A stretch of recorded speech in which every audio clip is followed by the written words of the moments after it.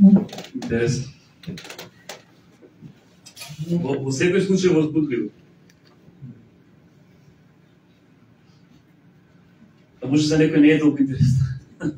Комшињиве горе. Ама полека.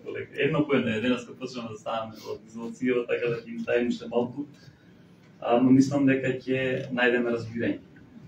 Размислував, нели, има три вида на деноминации на цркви, како и изрази на цркви. Тоа е православна, католичка и ние протестантите, евангелските протестанти. И знаете, кога ќе појдете у православна негде у манастир, они не очекуваат дали ќе дојде човек или дали нема да дојде. Зошто? Зашто имаат литургиски пред се служби и они си ја прават литургијата.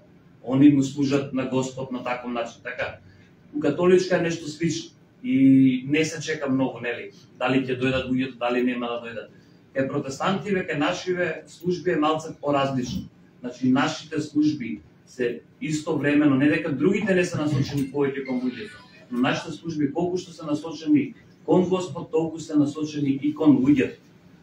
И зошто го кажувам ова? Зашто не само што новиве услови налага, него тоа и беше и за во Сити Хол, тоа ќе биде и за наредната служба. Секогаш е добра таа соработка да биде на уште повисоко ниво. Што значи соработка? Да се почитува време, да се почитува сите оние ред на куќето, ако може да се каже, за да се има подобра соработка, зашто кога имаме подобра соработка, верувате дека напредуваме повеќе и ние како личности и црквата. И така да јас ете, во името на мое и на црквата и на сите, барам од секој од нас подобра соработка. Посебно кога знаеме дека условите се во моментов такви какви што се.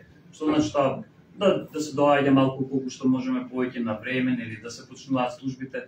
Зошто мислам дека така ќе оставиме добар печаток и во околинава. А ќе оставиме печаток секако во околинава, ја на ќе кажам, можеби во овој период цело Девармало ќе зборува за нас.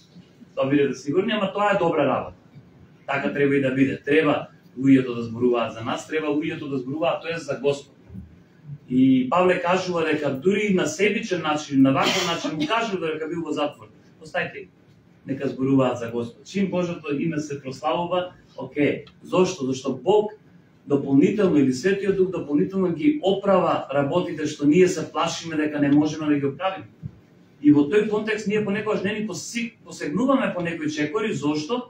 Од стравот што може да се случи, што не може да се случи. Затоа она што ние треба да го направиме тоа што знаеме најдоброто да го направиме. И да бидеме потполно уверени и доверливи дека Светиот Дух работи во секој еден. Во секој ден. И дека ќе работи понатаму. И таа е една добра позиција каде што ние можеме да се опуштиме дополнително дека па и се не зависи од нас. Така. И знаете кога се прават некои работи, ова го нарекуваме чекор на вера. Ова што излеговме овој период од Сити Хол и што дојдовме од дека, го нарекуваме чекор на вера. Зошто? Зашто јас верувам дека нашата црква, сега ќе зборувам конкретно, оди на едно ниво погоре. Амин. Оди. Како го изброа тоа, како го израчуна тоа, дали по тоа што луѓето што ние рачунаме. И има неколку начини како ние рачунаме и како донесуваме одлуки. Така да не е дали луѓе повеќе идат, дали помалку, него едноставно во зрелоста, во тоа што како да го објаснам, и во тоа што доаѓа допрва, во отворените врати ние одиме едно ниво погоре. И ја верувам дека секој еден, Андреј, не се договараме, ми кажа дека се молел и размислувал и Господ му кажал дека одиме ниво чекор погоре. Со друг зборав од служителите, старшините, го споделија истото. Така да, јас верувам дека секој еден, ако не го приметил тоа, има шанса сега да размислува тоа. Зошто? Зашто кога нешто одиме сите заедно. Или убаво би било да одиме сите заедно. Интересно е што Андре исто така не договарано прочита нешто за стапничката молитва на Исус, што ја читав Сабајлево. И освен тоа што секогаш ми остава виен поцртано печаток тој стих каде што вика ова е вечниот живот, да те познаат тебе единствениот вистински Бог, Исус Христос кого го испрати. Подоле пишува една многу убава реченица. Свети татко, запази ги оние кои ми ги даде, за да бидат едно како што сме и ние. Амен. Едно значи едно. Да бидат едно како што сме ние. Така да, сакале ние или не келе, имајќи ли свој приватен живот или не, оно што одлучив да биде дел од нешто што не е, рековме дека човечка измислица, него напротив дека е Божја промисла, а тоа е црквата, така да размислувате дека сме едно. Тоа не значи дека ќе согласуваме секогаш, тоа не значи дека, зашто маж и жена се едно, па го знаеме пример дали се согласуваме секогаш или не, но тоа значи дека ќе растеме така, заедно во тоа едно. И тоа е многу битно. Така да оваа молитва на Исус е застапничка и размислував Сабајлево дека не само што и ние имаме застапнички молитви за некој.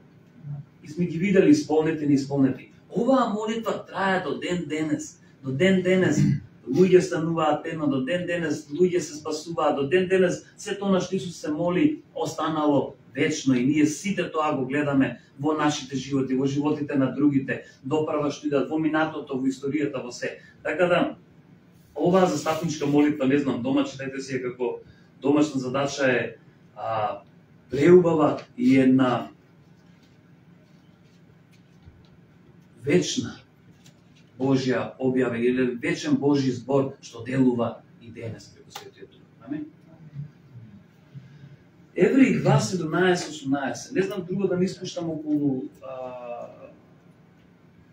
информации, ама прилика се тоа. Секако добиваме информации нели преку телефоните. Некој ако нема оставено телефон, нека остави телефон за да може да прима пораки, за да нели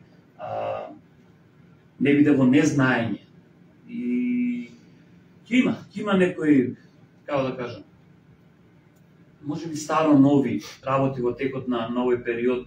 Размислуваме за гледање на еден филм што е многу интересен, а тоа е Chosen. Не знам дали некој од вас го гледал, ја уште не само една епизода, али не сакам заедно да го поминеме. Тоа е една најверојатно најдобра екранизација на Исусовиот живот направена. Луѓето што ја правеле, мислам дека се обврзале да прават без профит да биде и може да се најде и без да ги симнуваш на нивна страница и со преводи. Едноставно одиш на страницата и го гледаш, така да кој сака може. Chosen се вика филмот, али е, мислам, најверојатно е едно од најдобрите. Оно што некои луѓе гледале, а и оно што критиката кажува за тој филм, најдобрите опишан живот преку филм на Христос. И ја читав пред 2 години една книга, се викаш исто Синот човеков или Христос, преведена од руски на наше Христос, инаку е Синот човечки на руски. И оно што со колку зборува ми окажуваше за филмот и во првата епизода што го видов и книгата, многу се слични. Така да даваат не само теолошка мисла врз филмот и не само како бил животот, него даваат таа културолошка, таа како живееле евреите во тоа време, испитувано, истражувано и така да донесене на вистина јака представа. И може тоа еден од четвртоците дали ќе биде еднаш месечно или 2 пати ќе видиме и од побарувачката на некој начин, но не само да се изгледа филмот, пред се да биде зашто ние го знаеме животот на Христос и можеме да се навратиме. Ама некој не читаа Библија и не знае. И така да ќе биде многу добар поттик за секој еден нас да покани некој и заедно да изгледаме еден добар филм. Тоа го правиме во кино многу пати, тоа го правиме дома многу пати, тоа можеме да го правиме и тука. Така да тоа е една добра идеја, ќе видиме понатаму и други некои нешта. Молитвата останува како нешто што е наш начин на живот. Без разлика дали ние ќе отвориме тука во четврток или не, буквално зашто ние не чекаме. Некогаш чекаме за заеднички да се молиме во четврток и некој од нас доаѓаме, не многу, морам да ви кажам, не многу, али некој од нас. Не сум ја најредовен, најповеќе само кога треба сигурно да отворам, али ќе видиме. Може би ќе остане само на еден четврток да биде, а иницијативата да биде повеќе како браќа, како сестри да собереме еден од тие денови и заедно со некој што повеќе ни оди млавата или со некој што повеќе ни оди молитвата. Зошто повеќе ни оди? Зашто и за молитвата треба да се согласиме. Ајде сега ја и ти да седнеме, да не се согласиме и ќе го збуниме Светиот Дух. Ќе го збуниме до толку што ќе рече дечки, ајде па ќе олабавите со молитвите, па ја ќе ви кажам нешто. Така да, молитвата секако е наш стил на живот. И секако дополнително тоа треба да го негуваме. Okay? Доста се две информации, зашто кажува дека над 2-3 информации веќе станува многу, така да доволно се две. Евреи 2:17-18. Ги имаме најверојатно на телевизорот. Нели, во зависност од тоа колку ќе се држиме во поемот, ќе ставиме таму едно мониторче па да можете и вие да ги гледате тие стихови таму. Имаме некои замисли, некои планови и ќе видиме како ќе бидат остварливи. Ајде да го најдеме. Го најдеме. Затоа требаше да се во се да стане како своите браќа, за да стане милостлив и верен врховен свештеник за нештата кои се однесуваат на Бог, за да биде жртва за помилување за гревовите на луѓето. И сите знаеме дека единствена жртва за помилување е Христос. И самото име Христос го сумира тоа. Го сумира целото тоа, целиот тој концепт на евреите за спасение, но и целиот повик на човештвото да биде спасено. А од што да биде спасено? Нели, и сега ќе говорим од гревот, но главното што Исус дојде да направи е што? Да го обнови односот наш со Бог.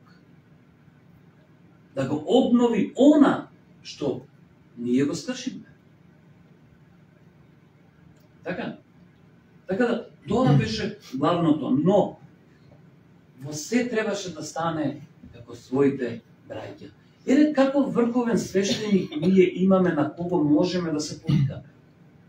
На некој што толку добро не разбира, на некој што толку добро знае што значи да си во неволја, знае што значи да имаш потреба, знае што значи да бидеш дуван од ветрови, знае што значи да изгубиш нешто, знае што значи да се радуваш, знае што значи да си весел. Значи, имаме таков првосвештеник, врховен првосвештеник на кого може да се повикаме. И знаете, кога ние го зборуваме дека Исус дојде за нашите животи, многу пати кога сакаме да упатиме на некого, тоа го кажуваме, види, ти не треба да правиш и тоа и тоа и тоа, зошто што Исус веќе го направи или уште по-опасно одиме, немој да се жалиш. А Исус го направи тоа и Исус знае како му е. И тоа е така грубо што тебе те дотепува, ако можам да кажам, зошто? Зошто човечки е да се пожалиш. Но кога ќе го читаме ова, ако го читаме од еден друг аспект, а тоа е дека сега имаме врховен свештеник кој сочувствува со нас, сочувствува во каква состојба си, се чувствува во каква позиција си, се сочувствува со тебе како ти е на работа, се чувствува со тебе како ти е на факултет, како ти е на не знам, кој ќе те повикаат негде да се молиш, како ти пред некое време еден пријател, може ли да појдеме да се молиме кај еден човек, а јас само што појдов на гости. Леле што убаво, обед ни тргна се и човекот ми вика, може ли да одиме да се молиме.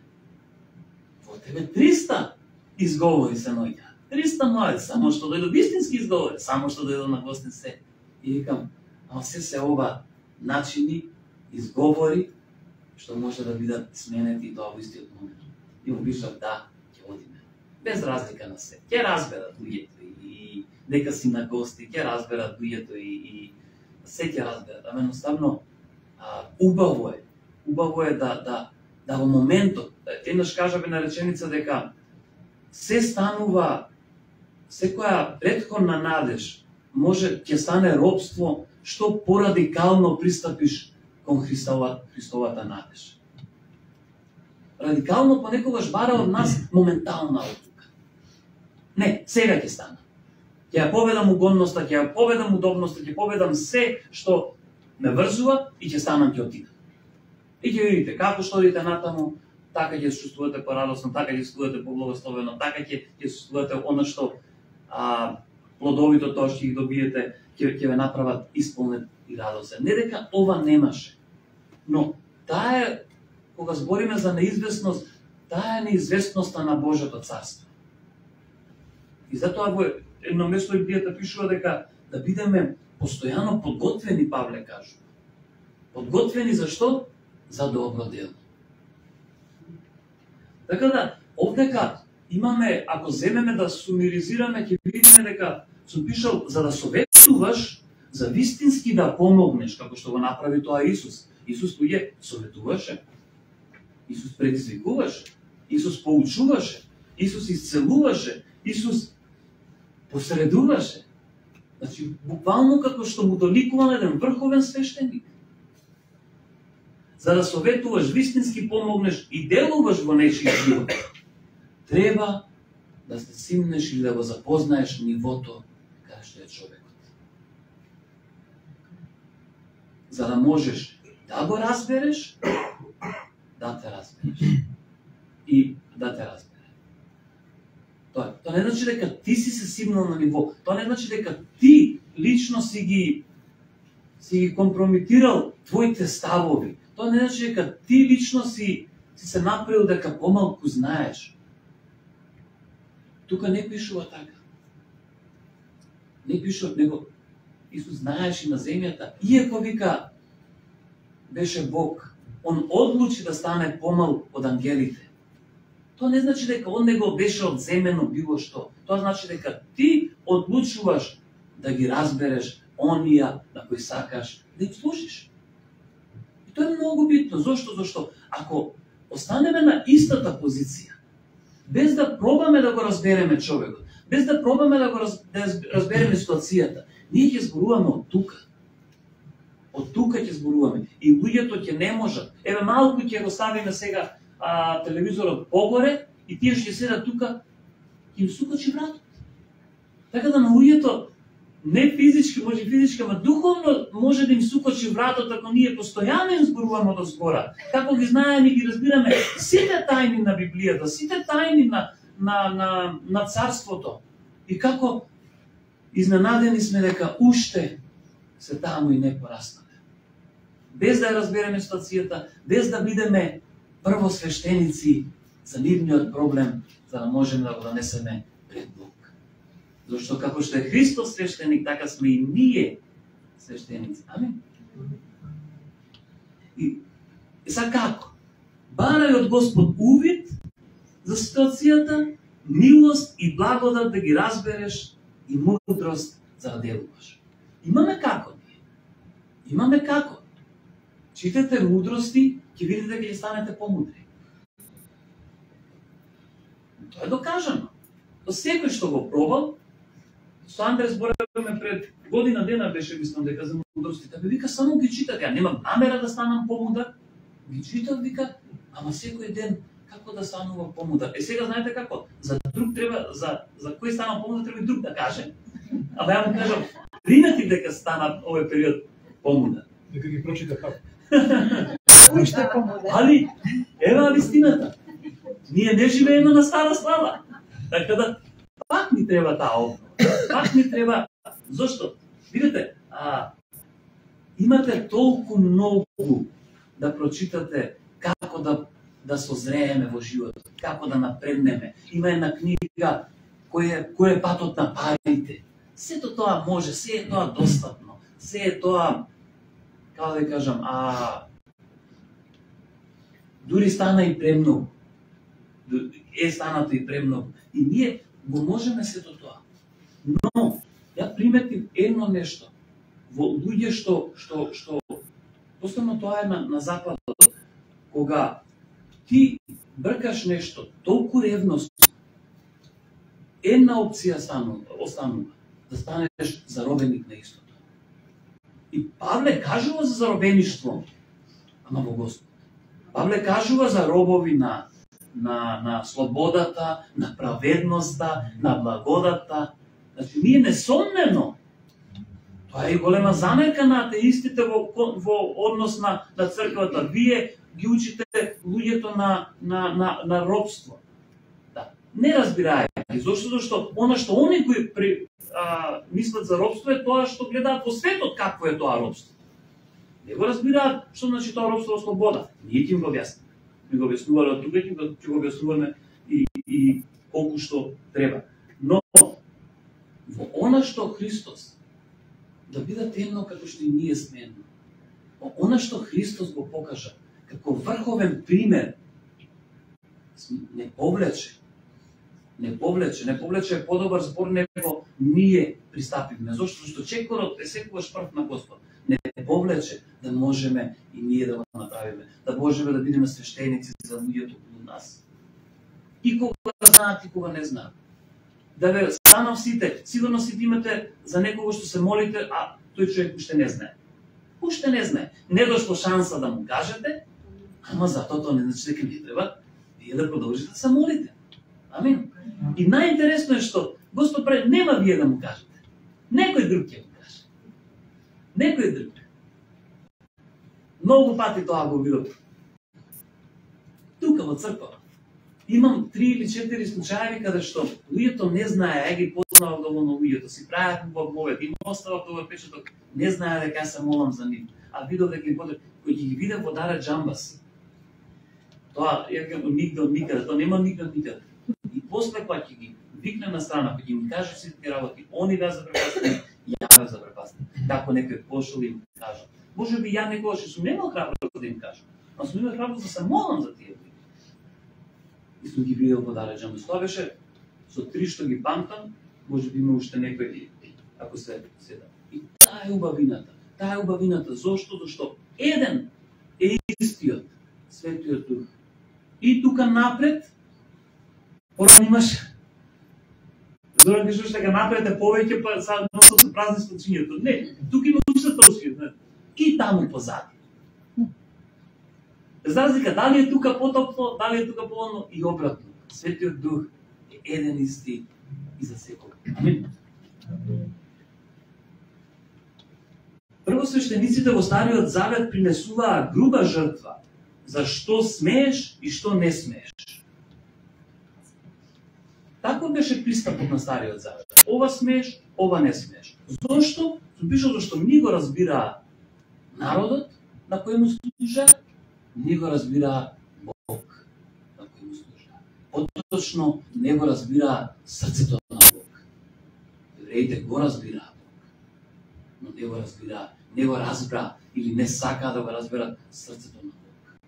Каков е Бог, како на вистински сака да им служи. И затоа имаме големи осцилации во Стариот Завет. Од до.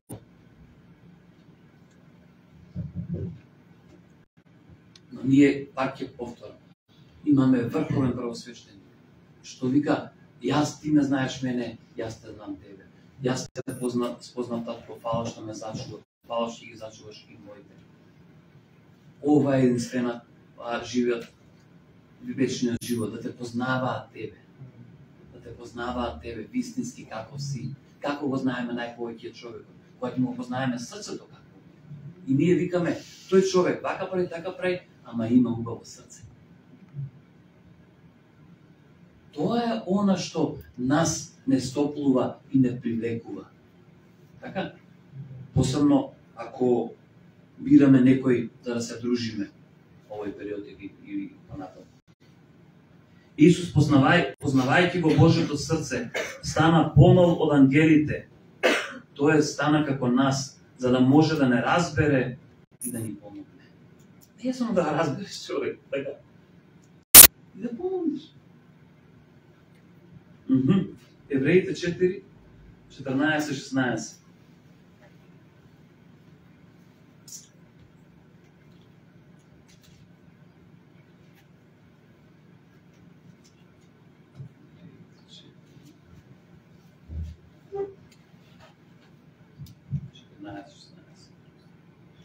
И така, бидејќи имаме врховен свештеник кој помина низ небесата, Исус, Божиот Син, да се држиме цврсто за верата која исповедаме.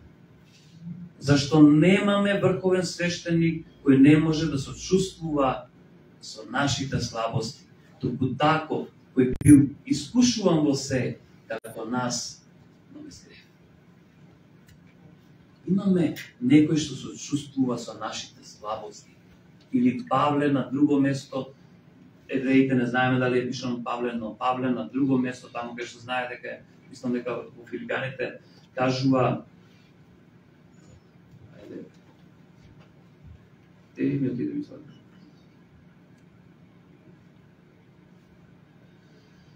Океј, ќе ми текне.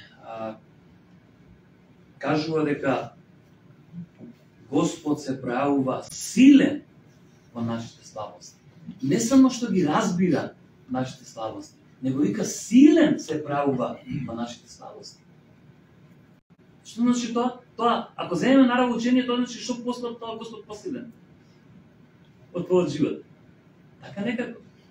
Во моите слабости Бог се пројавува силен. Но знаете ли што значи кога Бог ќе се пројави силен во вас? Не во остава ист. Тоа значи промена. Не ве остава ист. Не ве остава слаб, слабиот станува јак. Така? Не ве остава ист. Тоа е битно да го разбереме. И Мојсей и Исус беа верни за својот дом, само што едниот како слуга, а другиот како син. Мојсей беше верен како слуга, но не ве нарекувам повеќе слуги, ве нарекувам пријатели, се што знам. Се што таткото ми откри, ви го кажувам вам. Има голема разлика да како служиш. Ти можеш да служиш, а служи слугата, но да служиш како син на Севишниот Бог. Да служиш како син на Севишниот Бог не ја олеснува само работата. Ја отежнува. Бремето е поголемо. Но бремето на Христос е лесно за носење.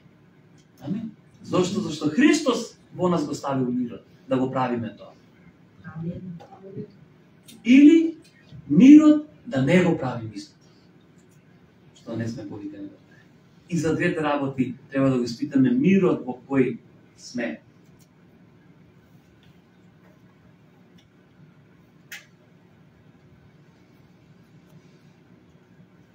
Замислете, сум пишал, ако реакцијата на Исус во нашите животи е водена од тоа што смееме и што не смееме, без при тоа да не разбере. Исус зборува за невисоки стандарди во неговата проповед. Он вика, вас законот ве учеше Мојсей да не убивате. Јас да видите што ве учам. Будало ако му кажеш на братот си убил. Исус, и замислете сега, тој истиот Исус да не го разбира што сме, кој сме, да не се понизок од ангелите, да дојде да ни служи, да каже, ајде да видиме што смеете, што не смеете. Па ќе нема место каде ја порано викам во дискотека, кога ќе запикнам, таму Господ не ме гледа. Ќе нема место каде да се скрие. Но има. Ние сме скриени сега. Ние сме скриени во Христос. Во Христос се облековте. Ми кажа Александар кога се крштевав, тоа ми беше една моментот силно откровение, зашто кога се крштевав, имате измешани чувства, посебно кога си млад верник, кога се крштеваш, и кога излегов Александар дојде да ме попие со еден пешкир и ми кажа, сега кога се крштеваше во Христос се облече. Тоа ми кажеше, ми значи, че многи уште го памтат. Но ајде да влеземе во неговиот спокој и да почнеме да ги разбираме луѓето и самите себе. Мораме да почнеме да се разбираме самите себе, за да можеме да почнеме да ги разбираме другите. Светиот Дух ќе ти даде целосен увид врз некоја ситуација тогаш, кога ќе биде сигурен дека ќе постапиш мудро, преку благодат, покажувајќи милост и разбирање. Не можеш да го изиграш Светиот Дух. Ја не знам дали сте размислувале, ама едноставно да не пробуваме. Не можеме да го изиграме Светиот Дух. И многу пати сум кажал, ќе кажам и пак, ако бараме мудрост, ако бараме одговор на многу прашања што не се поставуваат во нас, да ги бараме на вистинското место каде што се, а тоа е Светиот Дух. Таму лежи целата мудрост, целото спознавање Божјо. Зошто? Зашто вика ќе ви пратам некој што ќе се наречи утешител, учител, што ќе ви објасни се што јас кажам. Ќе ви објасни се што јас правам. И ние имаме некој што на вистински може да ни објасни, Господе, што се случува во нашиот живот. Ние имаме пристап да ни објасни некој. Имаме пристап да знаеме, но понекогаш пристапуваме на погрешни места. И бараме одговори од погрешни места. Оно што ние го правиме понекогаш е брзаме со заклучоци и даваме совети, криејќи се позади добрите намери што ги имаме. Не е доволна секогаш добра намера се. Ние имаме во глобала, па ќе погледнам вака луѓе, па ќе се видам и самиот знам отприлика. Добро намерен сум. И сме во глобала добри намери, но за да пристапиш кон советување или да пристапиш кон некој што да му значиш нешто во животот, дали ќе го водиш во текот на тој период во молитва повеќе, ќе се сапуваш за него или сите тие работи, треба едно ниво повеќе, треба една блискост поголема, треба една нешто повеќе од само добра намера да го направиме исто. А сигурно Господ на сите ни ставил луѓе во нашиот живот. Јас сум убеден во тоа. Јас сум убеден. Знаете, имам 3-4 каде што не знам, секогаш сум кажал, не знам зошто имам толку трпение за тие луѓе. Ама имам. И ги сакам, и ќе слушам нешто, викам, човек, џабе ми кажуваш. Ја имам за тој човек веќе мисла. Имам. Не ме интересира што кажал, дали кажал нешто или дали не кажал. Имам. Имам. И верувате дека тие неколку луѓе се карактери што јас воопшто не би се дружел, што воопшто не ми се пријатни, инаку да би се дружел по карактерот што јас сум. Пошто ние према карактерот си бараме, нели, луѓе, личности, некои и се тргуваат повеќе, некои не толку, и се дружиме. И тие луѓе се баш спротивно од она што мојот карактер инаку би барал некој за пријател или се. Но кога Бог ти ставил нешто во твоето срце, па ти не можеш и да сакаш да го изгодиш, те следи, те гони, те предизвикува, те ака од земја, ама останува тука. И затоа е наша мудрост да ние не се опираме на тоа, напротив, да влеземе во тоа што Господ веќе го прави. Во Господ веќе го прави. А што прави Господ? Господ прави мостови меѓу луѓе, мостови меѓу нации, мостови меѓу познаници и непознаници. Господ прави мостови, а ние сме повикани исто да бидеме градители на мостови. Градители на... Размислете за ова, градители на мостови. Градители на мостови во култура, градители на мостови. Ние не треба толку многу да ја долечиме црквата од културата или од општеството воопшто, па воопшто да не знаат што сме, кои ќе не видат да мислат дека што се овие. Него напротив, да градиме мостови, да градиш мост не значи да се одземеш од своето. Да градиш мост значи да се приближиш до некого или некого да приближиш. Знаете, во војна, ни го нема тука Чишкиван, он ги знае тие работи, али во војна првите напади, што се? Кога напаѓаат некој агресор, некој напаѓа, да им ги руши мостовите. Да им ги руши мостовите. И патиштата, зошто? Комуникацијата да ја снема. Така да, ако имам срушени мостови, ако видиме дека има, да бараме од Бог благодат, да бараме од Бог водство, да премостуваме. Ајде, да премости го. Тони, премости го. Знаеш што значи тоа? Ајде да го премостиме ова. Што значи тоа? Тоа значи некогаш да го средиме дефектот, али некогаш ако немаме време, нека стои дефектот. Да ќе го премостиме Има време ќе го решиме и него, но сега да има крвоток, ние ќе го премостиме. Така да бидеме премостувачи или градители на мостови. Амин.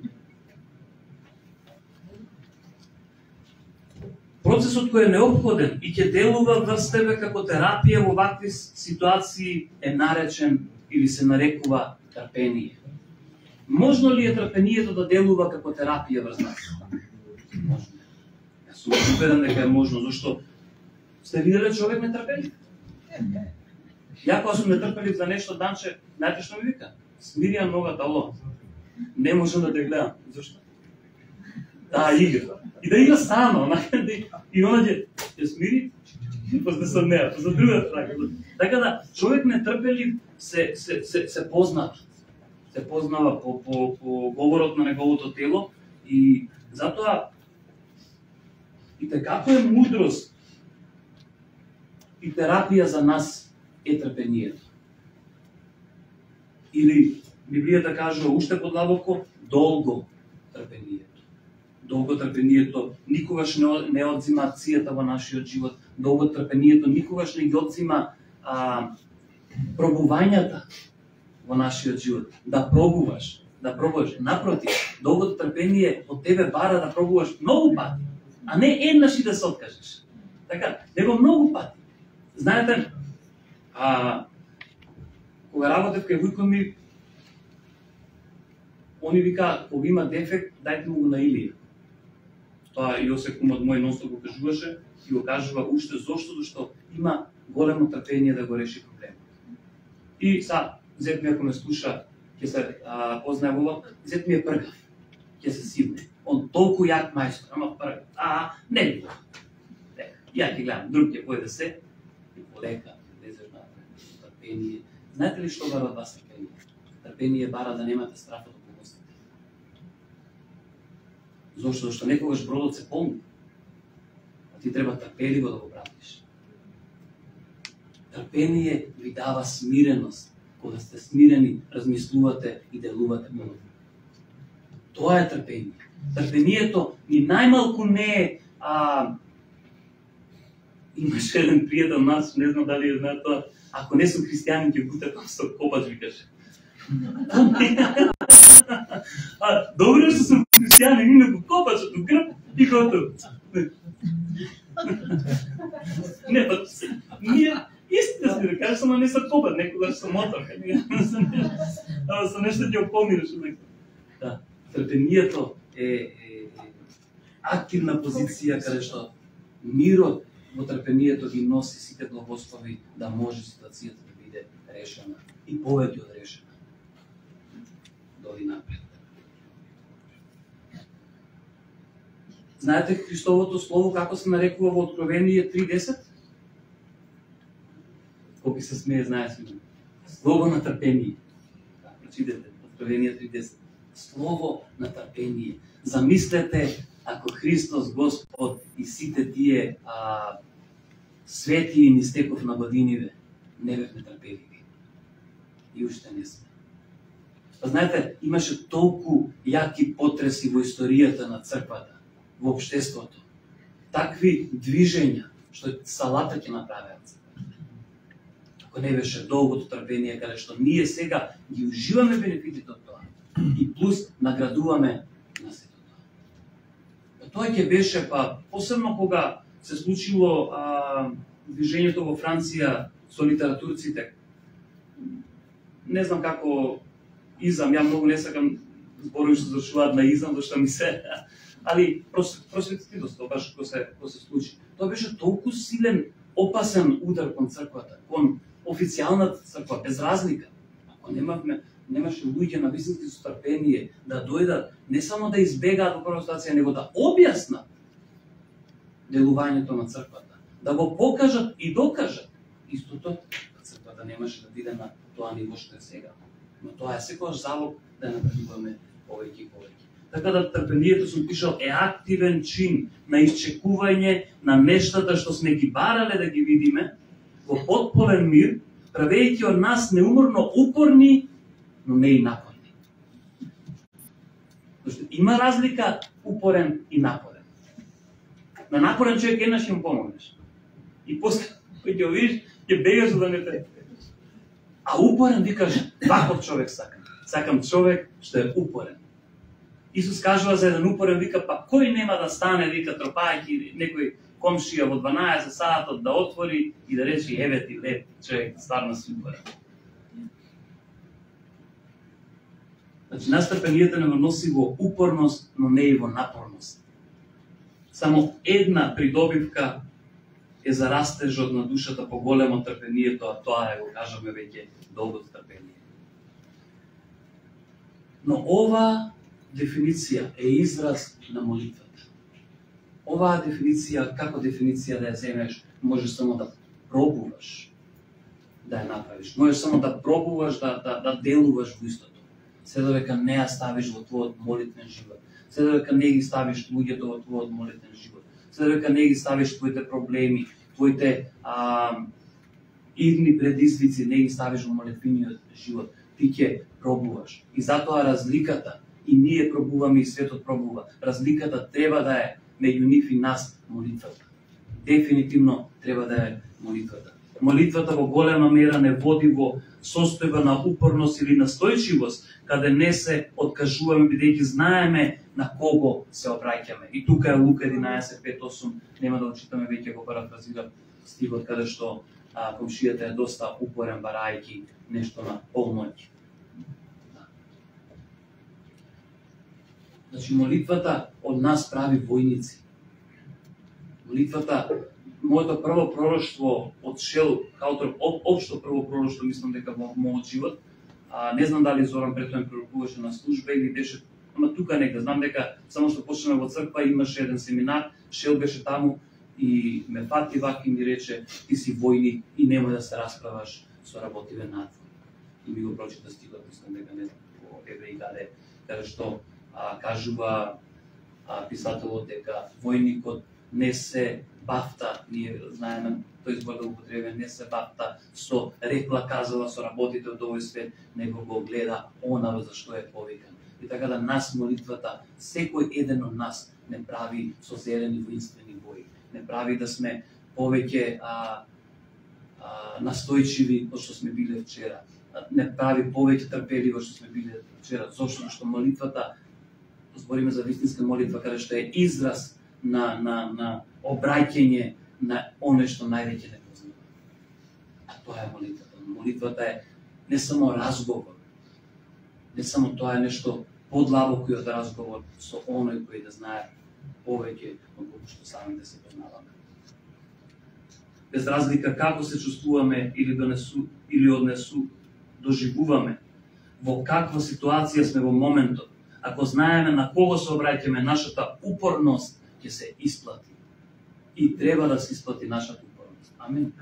Нашата упорност таму каде што си повикан, да го решиш дефектот, да го решиш, да решиш ситуацијата, да го решиш стамбеното прашање, да го решиш човекот, да го решиш во позитивна, значи го имаш на срце, сакаш, па му се пружуваш, му даваш шанси, му даваш прилики, го љубиш, он продолжуваш да го љубиш. 3 пати го прашуваш, ме љубиш ли ти? Како што Исус го прашуваше Петар, едноставно молитвата е тоа гориво што нас ни дава таа сила. Тоа гориво што ни дава оно што сме повикани, но да бидеме и истрајни. Затоа да не се фокусираме на нас и на нашите грешки, туку на богатството на неговата благодат и љубов. Ефесијани 3, 20-21 и тука ќе завршиме. Значи, да не се фокусираме на нас и на нашите грешки, на грешките на другите, туку на богатството на неговата благодат и љубов. Зашто неговата благодат и љубов ни дава разбирање, зашто Божјата добрина го надминува, го надмашува секое разбирање на се што ние разбираме во овој живот. Дали е тоа проблем, дали е тоа благослов, дали самиот Бог, самите ние колку се разбираме, Божјата добрина вика го надминува секое наше разбирање. Ќе го прочитаме стихот и може да се помолиме и да завршуваме. Али може да се помоли на крај некој друг, да не биде неа, окей? Еве додека читаме стихот, ако некој добие желба, може да истапи и да се поболи. Не мора да тука напред, може да од местото, али може да напред тоа. А на оној кој според силата што во нас действува, може да изврши изобилно се што ќе побараме или помислиме, нему нека е слава во црквата преку Исус Христос во сите родови и за сите векови. Амин. Него нека